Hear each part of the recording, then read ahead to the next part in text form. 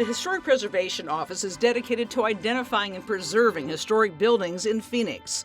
That's why there are safeguards in place to save buildings from being demolished. Having the historic buildings gives it some character and preserves something and kind of gives the city some identity. If you are wanting to demolish a building that is 50 years or older, you will need to go through what's called the DAP process, a Demolition Application Plan Review process. The process looks at the building and determines if it's eligible for historic designation. If an applicant submits a demolition request on a building 50 years or older, an automatic 30-day hold on demolition is put in place.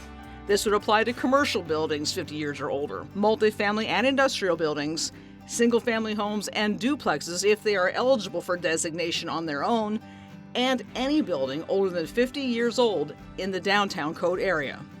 First, submit a demolition application and pay the fees. There is an additional $300 plan review fee for this process. You will receive a DAP number that must be posted on a sign outside the building during the review period. If there is more than one building on the lot, an application must be submitted for each building that will be demolished. The fees in the 30-day hold apply to the parcel and all the buildings to be demolished. Include a site plan of the buildings to be demolished. Submit pictures and an affidavit to show compliance with the posting requirements. Once staff receives that, the 30-day hold begins, and that's when staff begins doing research. Historic significance is determined based on architectural contributions, historic events associated with the property, and a comparison of the building to others in the city, state, and region. Staff must also consider alterations to the building. Sometimes there are buildings that have had a lot of alterations to them that typically does affect our recommendation on if it'll be eligible for listing at the end of the review.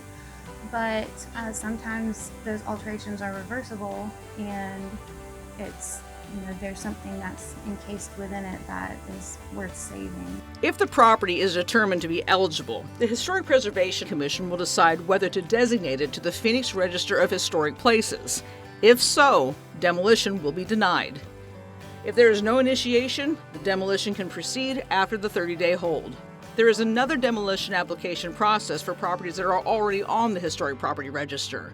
If you have questions, contact staff at Phoenix.gov/PDD/historic-preservation.